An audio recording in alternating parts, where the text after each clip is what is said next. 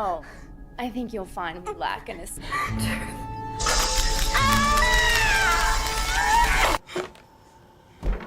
Waking up naked in a strange.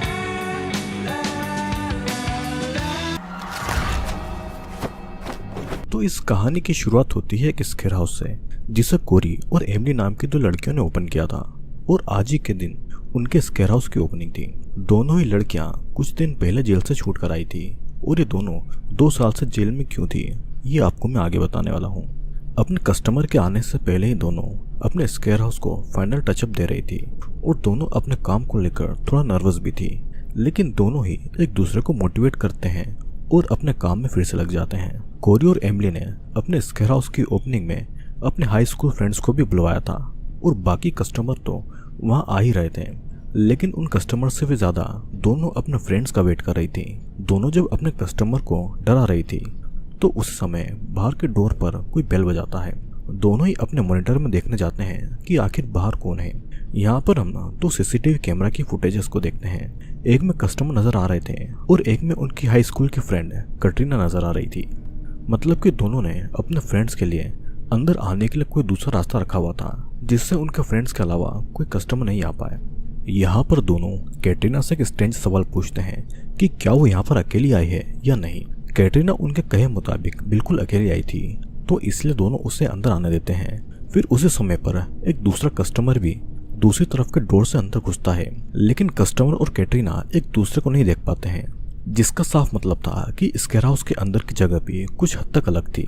जब कैटरीना अंदर आती है तो कोरी और एमिली उसके सर पर काला कपड़ा डालकर उसके दोनों हाथ बांधकर उसे खड़ा कर देते हैं, और वो उसे मारने पीटने लगते हैं। कैटरीना को कुछ समझ नहीं आ रहा था कि वो लोग ऐसा क्यों कर रहे हैं, लेकिन जब कोरी और एमिली अपना मास्क उतारते हैं तो उन्हें देखकर कैटरीना शॉक्ड हो जाती है। उसे नहीं पता था कि दोनों जेल से बाहर आ चुके हैं, और उसे तो ये भी नहीं पता था कि इस स्केयर हाउस में उसे उन दोनों ने ही बुलाया है। फिर अब कोरी और एमिली कैटरीना के सारे कपड़े उतारती है और उसे एक कोर्सेट पहना देते हैं। फिर दोनों ही कैटरीना के साथ में ट्रूथ और डेयर गेम खेलते हैं, और खुद डेयर चूज करके दोनों ही उसके कोर्सेट को टाइट करने लगते हैं, जिससे कैटरीना को काफी तकलीफ होती है। दोनों कैटरीना से पूछते हैं कि उन्हें जेल भेजने के पीछे किसका हाथ था और किसने उन दोनों के खिलाफ गवाही दी थी। यहाँ पर कैटरीना को इस बारे में कुछ नहीं पता था, तो वो उन्हें कुछ नहीं बता पा रही थी। अब उससे कोई जवाब नहीं मिलने के बाद दोनों उसी कोर्सेट को और भी ज्यादा टाइट कर देती है, और कोर्सेट की रस्सी को एक मशीन में डाल देती है। जैसे जैसे वो मशीन घूम रही थी वैसे वैसे वो कोर्सेट और भी ज्यादा टाइट हो रहा था, जिससे कैटरीना का पेन भी बढ़ रहा था। और एक समय ऐसा आता है कि वो कोर्सेट इतना ज्यादा टाइट हो जाता है कि कैटरीना का पेट ही फट जाता है, और उसके शरीर के अंदर की सारी चीजें बाहर आने लगती है, जिसे देखकर एमिली वॉमिट करने लगती है। कैटरीना अभी मरी नहीं थी और बहुत ही पेन में थी, और एमिली कोरी के कहने पर भी उसे चाकू नहीं मार पा रही थी, तो इसलिए एमिली की जगह कोरी बार बार चाकू से वार करके कैटरीना की जान ले लेती है। फिर इसके बाद दोनों कैटरीना की डेड बॉडी को एक रूम में रख देते हैं, और कुछ ही देर के बाद में उनकी दूसरी हाई स्कूल फ्रेंड इलियाना भी वहीं पर आ जाती है, और उसे भी वे दोनों पहले तो अंदर आने देते हैं और फिर कैटरीना की डेड बॉडी के पास में लाकर उसे भी बांध देते हैं। लेकिन उसी समय पर उनकी एक और दोस्त अनीटा वहां पर आ जाती है, तो इसलिए वो इलियाना को नहीं मार पाते हैं, और अनीटा को वहां पर आता हुआ देखकर दोनों इलियाना को वहीं पर बांधकर मॉनिटर रूम में चले जाते हैं, और उस रूम से अनीटा को अंदर आने के इंस्ट्रक्शन देते हैं। जिसके बाद में अनीटा अंदर आती है, जहाँ पर उससे कुछ ग्लासेस दिखाई देते हैं, और जब वो उन ग्लासेस के पास में फोटोज ले रही थी तो कोरी पीछे से आती है और उसके फेस को ग्लास पर मार देती है, जिससे कि ग्लास का एक टुकड़ा अनीता के फेस में घुस जाता है। अनीटा और कुछ समझ पाती उससे पहले ही एमिली वहां पर अनीटा का गला एक रस्सी से दबाकर उसे बेहोश कर देती है। फिर कुछ देर के बाद में जब अनीटा की आंखें खुलती है तो खुद को एक जगह पर नेकेड बंधा हुआ पाती है। अब कोरी और एमिली दोनों अनीटा की बॉडी का मजाक बना रहे थे। दोनों का ऐसा मानना था कि अनीटा ने अपनी बॉडी के ऊपर बहुत सारी प्लास्टिक सर्जरी करा रखी है, लेकिन अनीटा इन सभी बातों को झूठ कहती है। दोनों ही अनीटा को टॉर्चर कर रहे थे और उसके बालों को नोचकर उखाड़ रहे थे, और साथ ही दोनों वही सेम सवाल अनीटा से बार बार पूछ रहे थे कि उनको जेल भेजने के पीछे किसका हाथ था। अनीटा उन्हें यह बताती है कि उसका इन सब में कोई हाथ नहीं है, और उनके मुताबिक जवाब नहीं मिलने पर वो दोनों अनीटा की उंगलियों के सभी नाखून को उखाड़ देती है। फिर कोरी एक आईब्रो प्लकर से उसकी एक आंख की पलकें ही उखाड़ देती है, जिससे कि अनीटा दर्द से काफी चिल्लाने लगती है। लेकिन फिर भी वो यही कह रही थी कि उसने उनके खिलाफ गवाही नहीं दी है। कोरी और एमिली के मुताबिक उसने उनके खिलाफ गवाही नहीं दी थी, लेकिन उसने उनको बचाने की कोशिश भी नहीं की थी। तो इसलिए कोरी और एमिली मिलकर एक चाकू से काटकर अनीता के ब्रेस्ट इम्प्लांट निकालने लगती है, जिससे कि अनीता दर्द से चिल्ला रही थी और कुछ ही समय में वो बेहोश हो जाती है। तभी वहाँ पर स्कॉट नाम का उनका एक कस्टमर घूम फिर कर उनके इस रूम तक आ चुका था, जिसे देखकर कोरी और एमिली दोनों ही डर चुकी थी। लेकिन लकीली वो समझ रहा था कि ये उनके स्केयर हाउस का ही कोई फेक मर्डर प्ले चल रहा है। उससे उन दोनों पर जरा भी शक नहीं होता है। जिसके बाद में कोरी स्कॉट को अपने साथ में ले जाती है और उसे बहुत सारा ड्रिंक कराकर एक रूम में बांध देती है।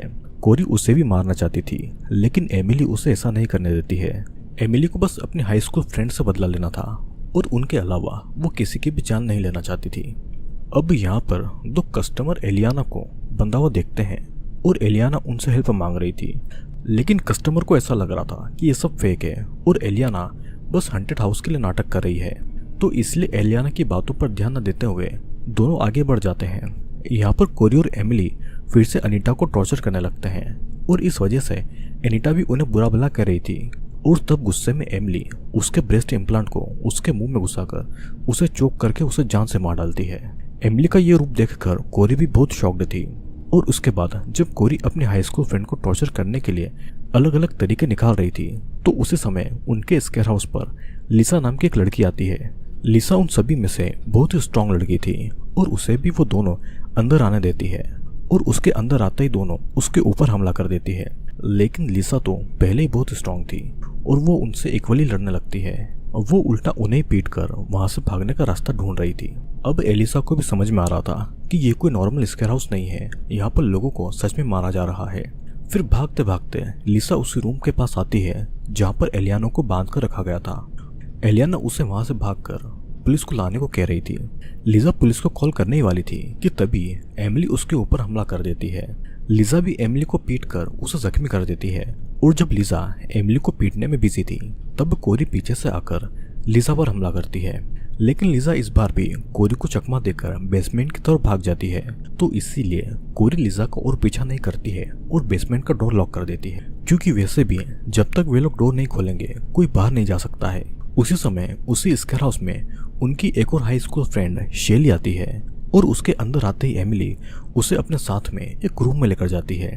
अगले सीन में कोरी स्कॉट के पास जाती है और उसे अपनी बातों में फंसाकर उसे बेसमेंट की तरफ ले आती है और बेसमेंट की स्टेयर से धक्का देकर उसे नीचे गिरा देती है और स्कॉट नीचे गिरकर वहीं पर मारा जाता है।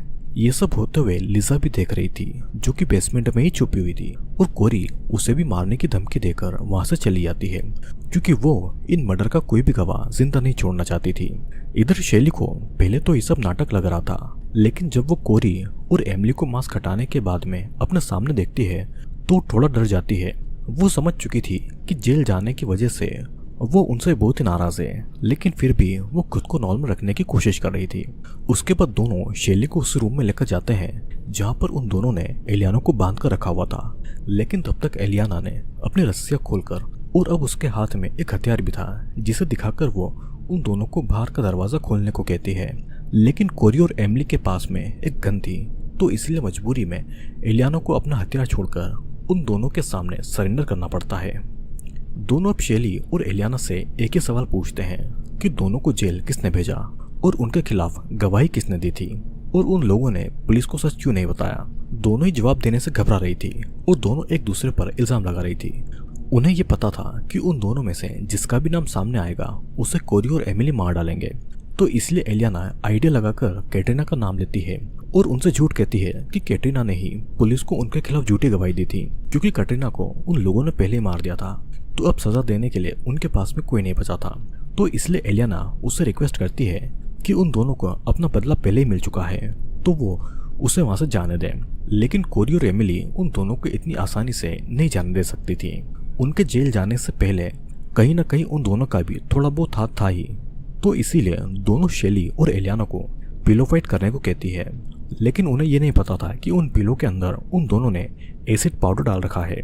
जब दोनों पिलो फाइट करेंगे तो वो पाउडर उनकी बॉडी पर लगेगा और उनकी स्किन जलने लगेगी, जिससे दोनों को बहुत ही तकलीफ होगी और एंड में कोई एक ही उस एसिड पाउडर से जिंदा बचेगा और उसे ही वे लोग यहाँ से जाने देंगे। और ये कहकर कोरी और एमिली उस रूम से बाहर आ जाते हैं और रूम का दरवाजा लॉक कर देते हैं। अब रूम के अंदर दोनों लड़कियां पिलो फाइट करने लगती है, जिससे दोनों की स्किन भी चल रही थी और खून भी निकल रहा था, लेकिन फिर भी दोनों खुद को जिंदा रखने के लिए लड़ रही थी। कोरी और एमिली रूम के बाहर बैठ जाती है और जेल जाने से पहले के टाइम की बातें करने लगती है। और अब यहाँ पर मूवी का असली प्लॉट रिवील होता है। असल में कोरी, एमिली, जैकलिन, कैटरीना, एलियाना, शेली, एनिटा और लिजा बचपन से बहुत ही अच्छे दोस्त थे। और एक दिन ऐसा आता है जिस दिन उनकी प्रॉम नाइट थी और उस दिन सभी लड़कियां रेडी होकर पार्टी में जाती है। वहां पर वे लोग अपने स्कूल के सबसे पॉपुलर लड़के ब्रेंडन को नोटिस करते हैं और उसी दिन उसका बर्थडे भी था। जैकलिन ब्रेंडन के साथ में प्रैंक करने का डिसाइड करती है। वो कोरी और एमिली को एक पिंक नाइटी और कुछ ड्रग्स देती है और उन्हें कहती है कि वो ड्रग्स देकर ब्रेंडन को बेहोश कर दे और उसे यही नाइटी पहनाकर उसकी फोटोज और वीडियो लें, जिससे वे लोग स्कूल में वायरल कर देंगे। जैकलिन की बात मानकर कोरी और एमिली ठीक वैसा ही करती है और ब्रेंडन भी उनकी बातों में आ चुका था और वो भी फोटो और वीडियो ले रहे थे। पर यहाँ पर ड्रग ओवरडोज की वजह से ब्रेंडन की मौत हो जाती है और इसका इल्जाम कोरी और एमिली के ऊपर आ जाता है, क्योंकि ब्रेंडन के साथ में फोटोज और वीडियो उन्हीं की थी। प्लान तो बाकी सभी लड़कियों का था, लेकिन उनमें से कोई भी उनको बचाने के लिए आगे नहीं आया। ऊपर से उनमें से ही किसी ने उन दोनों के ऊपर सारे इल्जाम लगा दिए कि ये प्रैंक का आइडिया उन दोनों का ही था। उन्हें ये पता लगाना था कि उनमें से वो लड़की कौन थी, क्योंकि उन दोनों ने जेल में जाकर अपने जिंदगी के 2 साल बर्बाद कर दिए और उनकी स्टडी भी खराब हो चुकी थी। कोरी की स्कॉलरशिप रुक गई थी और उसकी माँ भी इन सभी वजह से मर चुकी थी। इन सभी बातों को याद करके एमिली बहुत ही गुस्सा थी और वो गन लेकर एलियाना और शेली को गोली मारकर जान से मार डालती है।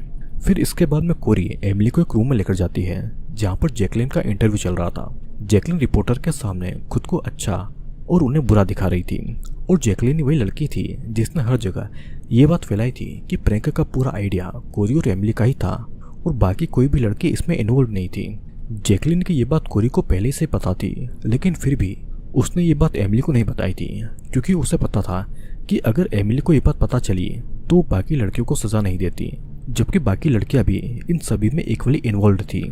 यहीं पर हम देख पाते हैं कि कोरी ने पहले से जैकलिन को किडनैप करके रखा हुआ है और उसे भी पिंक नाइटी पहनाई गई है।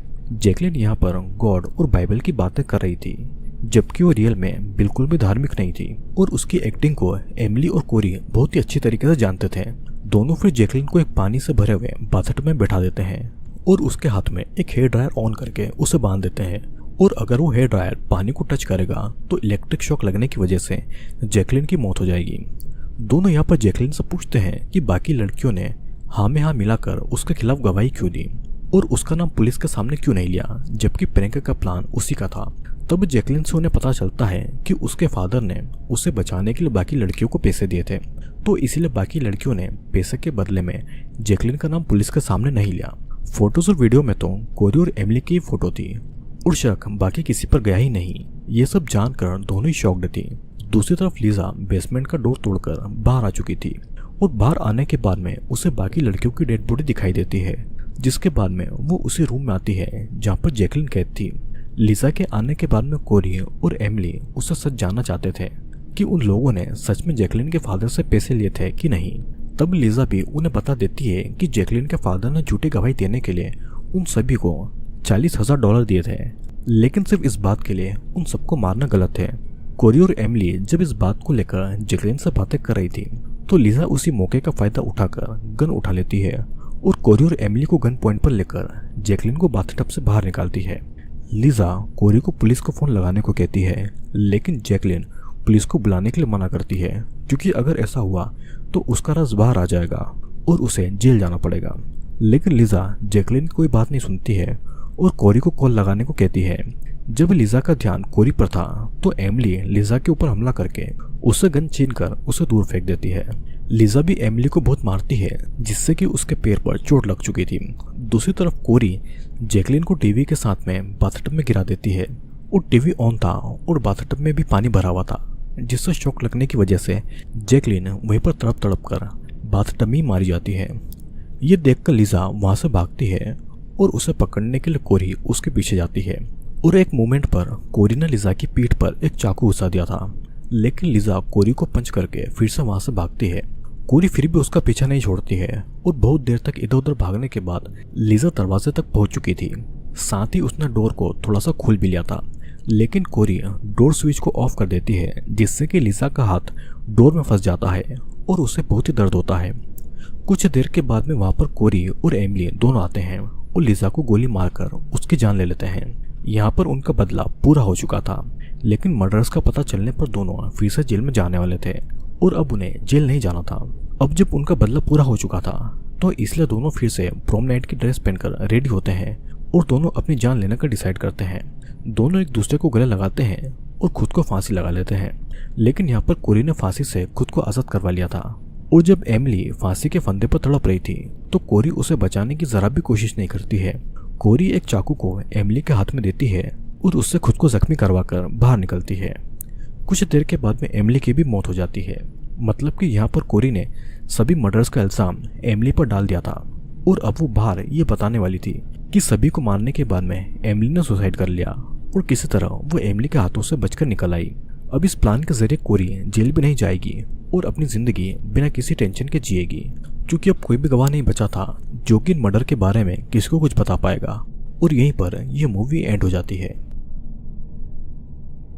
दोस्तों, ये मूवी कुछ स्कूल गर्ल के ऊपर बनी हुई है, जहाँ पर प्रॉम नाइट का एक छोटा सा प्रैंक उनके ऊपर इतना भारी पड़ता है कि उनकी क्लास के एक लड़के की मौत हो जाती है। प्रैंक का पूरा आइडिया जैकलिन का था, लेकिन उसके पिता बहुत ही पैसे वाले थे, तो इसीलिए वो झूठे गवाही देकर कोरी और एमिली को इस मर्डर केस में फंसा देते हैं, जिससे कि दोनों को 2 साल की जेल होती है।